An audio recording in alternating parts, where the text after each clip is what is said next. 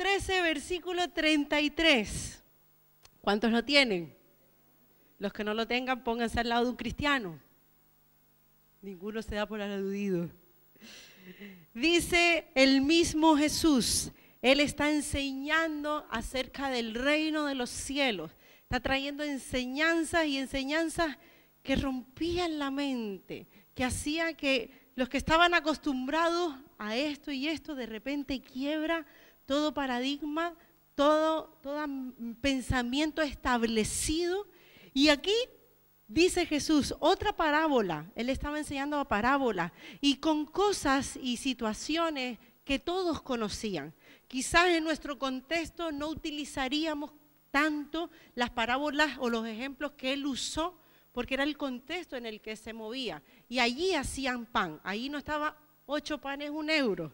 Allí todos tenían que hacer el pan, preparar el pan, cocinar el pan y todos los demás alimentos. Y entonces viene Jesús y dice, el reino de los cielos es semejante a la levadura que tomó una mujer y escondió en 3 medidas de harina hasta que fue todo leudado.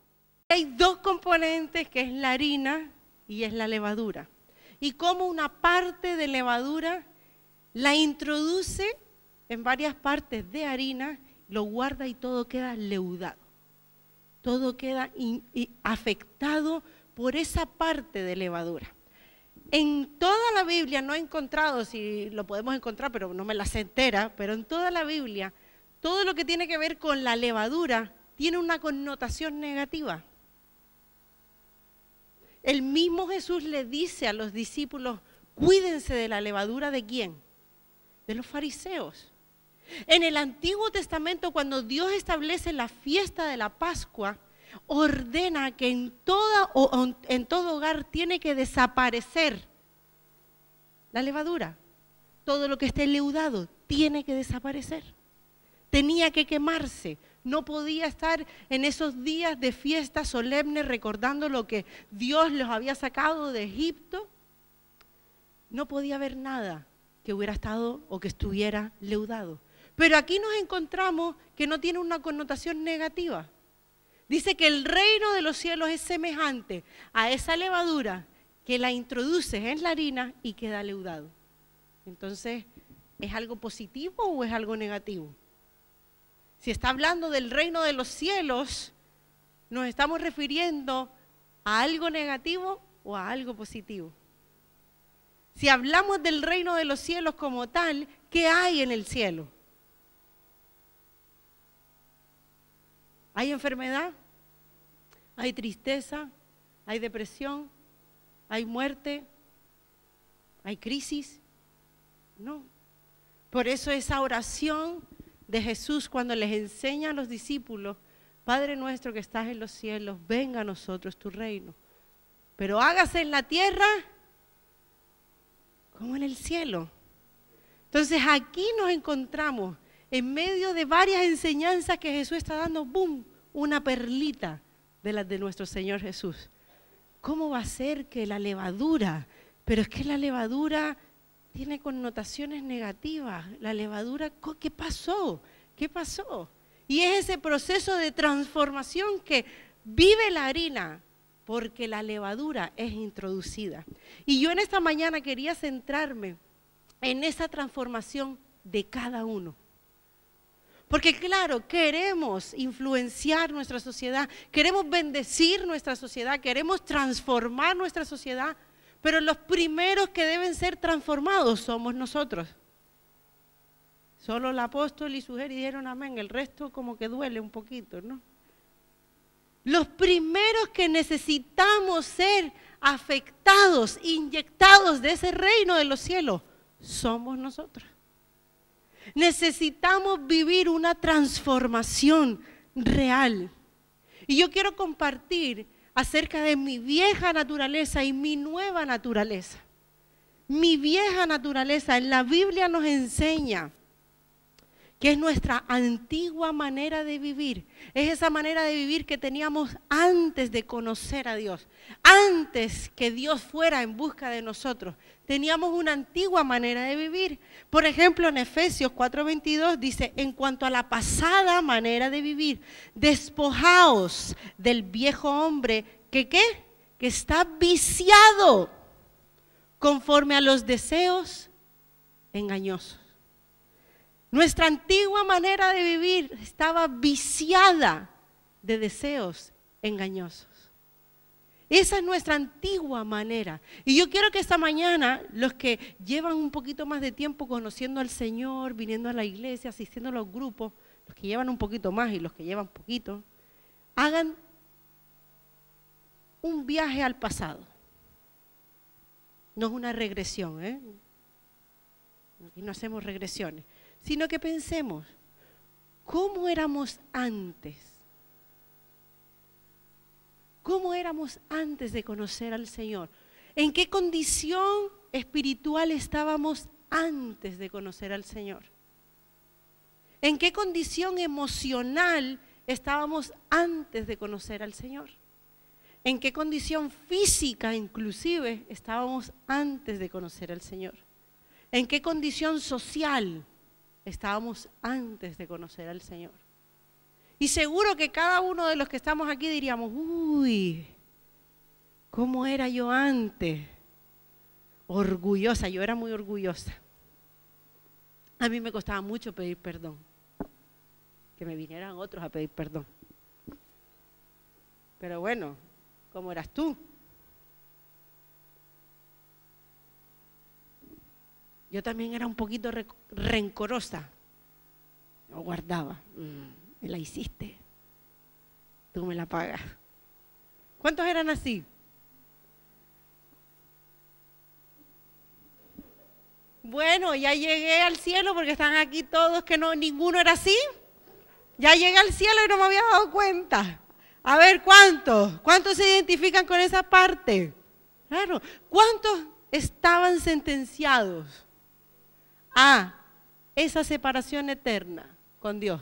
Yo quiero ver todas las manos, ahí ya me siento mejor. ¿Cómo éramos antes? ¿Cómo vivíamos antes? ¿Teníamos temor de Dios? ¿Tomábamos decisiones consultando a Dios? ¿Vivíamos bajo los preceptos de Dios? No. Sencillamente, como dice aquí, estábamos viciados de esa vieja naturaleza pecaminosa, de deseos pecaminosos. Estábamos sentenciados a esa muerte eterna. Todos los que hemos conocido al Señor, nuestra vieja manera de vivir, porque ahora hay una nueva, nuestra vieja naturaleza, como me decía un amigo, éramos unos chatarras. Aquí, perdona, ninguno mejor que nadie. Éramos unos chatarrillas. Éramos unos chatarrillas. Y qué error pensar que no éramos pecadores. Qué error olvidarnos de que éramos pecadores. Porque en Romanos 3:23 dice, por cuantos todos. Y ahí, ¿a quién incluye? A todos. Todos pecaron y estaban destituidos, estaban privados de la gloria de Dios. Pero hubo un cambio a la hora de encontrarnos con Jesús. Hubo una transformación. Quizás todavía tenemos en esa nueva naturaleza cosas que cambiar, porque la transformación nunca para. Nunca para, pero hubo un cambio cuando conocimos al Señor. Vino una transformación. Y debemos de entender qué significa transformación. Porque a veces, por no buscar en el diccionario palabras que ya sabemos, no nos enriquecemos de las definiciones. Transformación es cambio. Transformación es evolución. Transformación es conversión. Transformación es mutación. Y en el griego, que después nos vamos a Romanos 12, todavía no, en el griego, para referirse a transformación, es metamorfosis. metamorfo. Y es un cambio. Y no es un cambio simplemente físico. Va mucho más allá de lo físico, aunque en lo exterior se refleja lo que está pasando en el interior. ¿Cuántas veces no nos encontramos con una persona que su apariencia es de enferma? ¿Sí o no? Es de amargada, que está pasando situaciones complicadas. ¿Cuántos les ha pasado que salen? Y al final el exterior refleja lo que está pasando en el interior. Refleja. Por eso la transformación no es de afuera hacia adentro, es de adentro hacia afuera. Y ahí yo tengo una imagen, porque en el diccionario, para referirse y explicarnos y poder entender un poquito más lo que es la metamorfosis, la transformación, siempre pone el mismo ejemplo, y es este. ¿Qué es esto? Un gusano, una oruga, depende en cómo lo llamemos, y comienza a vivir ¿qué? Una transformación. Y en el diccionario, si vamos a buscar esa palabra para enriquecernos, nos ponen como el cambio de la oruga a mariposa. Vivió una transformación. En su primer estado, no es nada bonito. No es nada codiciable. No es nada que tú quieras meter en tu casa. No es nada que tú quieras meter en un tarro, aunque yo recuerdo meter en los tarros los gusanos de las lechugas, pero eso es otra cosa. ¿Verdad? En un principio vemos y dice, pues qué cosa más fea. No tiene belleza, no tiene estética, no me apetece. Pero en cambio, cuando vemos una mariposa volando con esas alas, con esa diversidad de colores, dice, ¡ah! ¡Una mariposa! Tú no dices, ¡ah! ¡Un gusano! Normalmente dice un gusano, ¿o no? Pero la mariposa nos saca una sonrisa, pero vivió una transformación, vivió una metamorfosis. Y eso es lo que nos sucede a nosotros en nuestro interior cuando conocemos al Señor. En un primer estado, unos chatarras, pecadores todos pecadores, todos apartados de Dios, todos destituidos de esa gloria de Dios, todos. Pero venimos al Señor, nos arrepentimos de nuestro pecado, aceptamos al Señor en nuestro corazón, que su sangre derramada en la cruz nos lava de todo pecado, de toda maldad. Y llegamos a ser tremendas mariposas. Eso era un amén. Llegamos a ser unas tremendas mariposas, decorando la naturaleza, embelleciendo la naturaleza. Entonces hay un efecto que debe de ser visible. Se debe palpar, se debe notar, se debe oler. A que cuando nos duchamos, se nota que nos duchamos. Los que tienen la costumbre de ducharse. Todos aquí tenemos la costumbre de ducharnos, porque todos aquí los domingos olemos rico. Aquí hay un efecto. Hasta en la propia casa no les huele a gel. ¿O no? A mí pasa y digo, ya se duchó mi marido, por ejemplo. Oye, pero qué mal pensamiento. No, huele la casa a gel, huele a champú, huele a limpieza, ¿o no? Hay un efecto, el entorno se ve afectado por un hecho que está sucediendo. Y eso es lo que pasa en nosotros. Pero miren, hay errores en nuestras mentes, en nuestras vidas, que pensamos que transformación es una cosa y no lo es. A veces pensamos que transformación es cambiarnos de iglesia. Que tenga oídos para oír. Oiga. A veces pensamos que transformación es que cambié la misa por el culto. Sí. A veces pensamos que transformación es simplemente dejo de hacer cosas malas y me comporto bien. A veces pensamos que transformación simplemente es, uy, dejé al cura allí y ahora tengo al pastor. No es transformación. Esos son pequeños cambios. Inclusive a veces pensamos que transformación es dejar simplemente vicios que yo tenía. Pero eso no es transformación, va mucho más allá. Mucho más allá. Dice en la Biblia en 2 Corintios 3:18. Por tanto, nosotros todos mirando a cara descubierta como en un espejo la gloria del Señor. Esto es lo que sucede cuando nos encontramos con el Señor. ¿Somos qué? Transformados. ¿De qué? ¿De qué? Lean conmigo 1, 2 y 3. ¿En qué? ¿Y de qué imagen se refiere? ¿De cuál? De Cristo, de Jesús.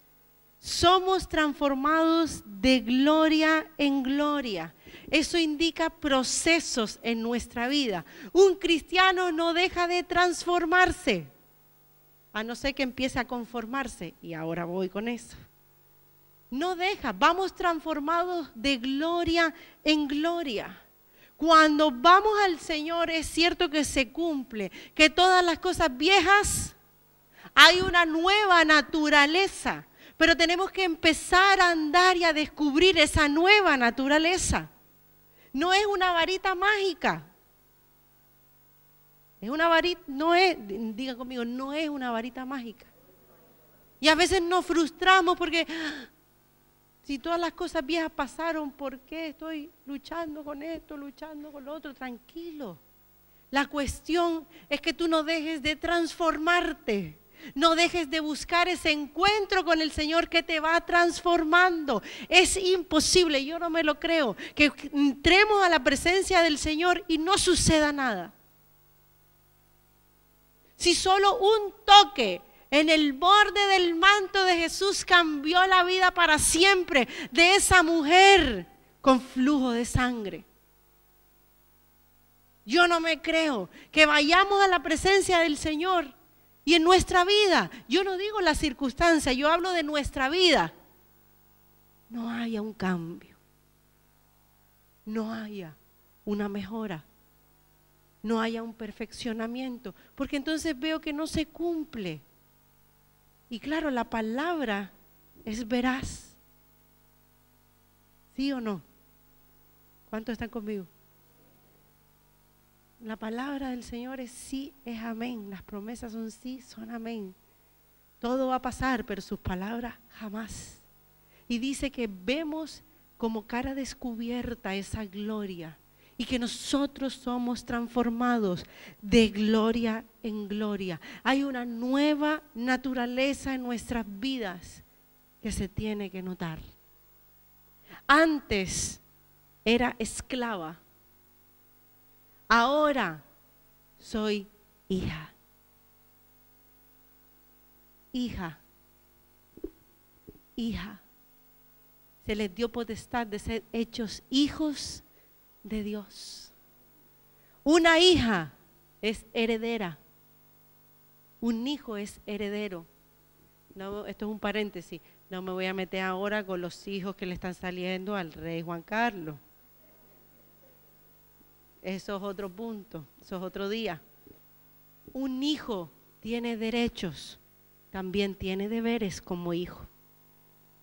Tiene derechos, pero tiene deberes. Y la Biblia dice que somos hijos. Hijos. ¿Y cómo nos trata? Como hijos. Y tenemos la oportunidad de decirle a Dios, Abba, Padre. Abba, Padre. Eso era impensable en el Antiguo Testamento. No podían tratar a Dios como un padre. Y viene Jesús a transformarnos. Y dice, ahora sí tú puedes orar y decir, Padre nuestro. Viene Pablo y nos enseña, nosotros clamamos, Abba, Padre, porque somos adoptados por esa sangre de Jesús. Soy hija. Dile al que está a tu lado, eres hijo, eres hija. No eres esclavo, eres hija. Hay una nueva naturaleza, una nueva naturaleza. Y es que antes era esclava, ahora soy hija. Debo de vivir como hija, no como mendiga. Yo no vivo como extraña en casa de mi madre. Yo vivo como hija. Y he puesto a veces este ejemplo, a que en la casa de uno tú tienes toda la libertad de abrir la nevera. ¿Sí? Y te quitas los zapatos y los pones en la mesa del salón. ¿A que sí? Dice, ay, estoy molida, espera. Pero ¿a que eso tú no lo haces en la casa de un extraño? No. ¿Por qué? Porque tú tienes la identidad de que tú formas parte de esa casa. De que tú tienes derechos, tienes deberes también con esa casa, pero tienes derechos en esa casa. Ojo, a los jóvenes, cuidadito, esto de los derechos, que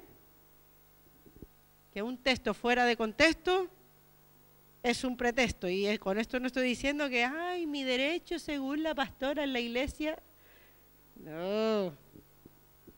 Entonces tenemos ese privilegio que en tu hogar tú abres la nevera. En tu hogar tú te sientes cómodo porque es tu casa, es tu hogar.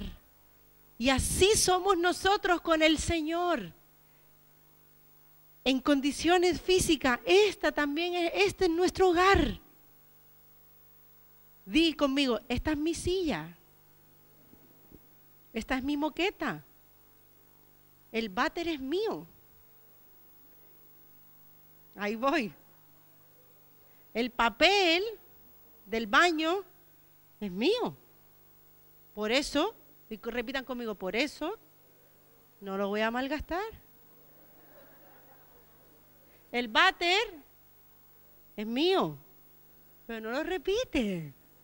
Esta parte sí es más fiel, esta está calladita. A ver, me meto con esta. El váter es mío. Por eso lo voy a dejar limpito.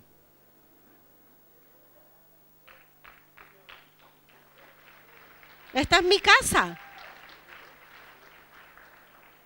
Esta no es la casa de un extraño, es mi casa. La cuido, habito en ella, porque una casa si no la habitas, no, yo vengo de domingo a domingo, habito la casa, porque la casa de mi padre, yo soy hija, y estas paredes son mías. Esas aulas, esas clases, esa entrada, es mío. Lo cuido, lo amo, porque es la casa de mi padre. Es la casa de mi padre. Y me siento cómoda en la casa de mi padre. Y vengo al altar porque es la casa de mi padre. Y vengo a escuchar porque mi padre quiere hablarme. El que está a tu lado es tu hermano. No se parecen nada. Pero bueno, yo tampoco me parezco a mis hermanos y son mis hermanos. Porque claro, uno sale al abuelo, al padre, no, ustedes saben. Pero mira a tu hermano, dile, te amo hermano, te amo hermana, eres mi hermana. Dile conmigo, si tú sufres, yo sufro. Si tú ganas, yo gano. Eres mi hermano, eres mi hermano. Hay una nueva naturaleza que nos hace hermanos, que nos hace hermanos, no primos, no sobrinos, hermanos. Muy bien, hermanos, nos hace hermanos. Pero no solo eso, nos encontramos infinidad de características de nuestra nueva naturaleza en la palabra. Dice que somos más que vencedores. Más que vencedores. Más que vencedores. Me dice Jesús. ¿Sabes? No me dice cualquiera, me dice Jesús, que nos da potestad de hollar serpientes, escorpiones y toda fuerza del enemigo. Por eso me fascina la canción de hoy. Caerá. Y yo lo gritaré. Caerá. Porque hay una nueva naturaleza en nosotros que tenemos que vivirla. Romanos 12:2, no os conforméis a este siglo. No nos conformemos, sino transformados por medio de la renovación de vuestro entendimiento. Tiene que haber una transformación. Porque a través de esa transformación, ¿qué sucede? ¿Qué sucede en la última parte del versículo? Para que comprobéis cuál es la buena voluntad de Dios, agradable y perfecta. Nos hemos conformado, hemos dejado de transformarnos y dejamos de ver que la voluntad de Dios es buena, perfecta y agradable. Nos hemos conformado, vengo a la iglesia, yo leo la Biblia, yo oro, yo ofrendo, yo asisto, me conformo. Pero aquí Pablo le insiste a los romanos, no os conforméis, sino transformaos, porque así van a comprobar que la voluntad de Dios es buena, es perfecta y agradable. Es buena, es perfecta y agradable. No podemos conformarnos con ser cristianos normales. Cristianos tranquilitos, no molesto a nadie y nadie me molesta a mí. Dios tiene muchas maneras de hablarnos, ¿a que sí?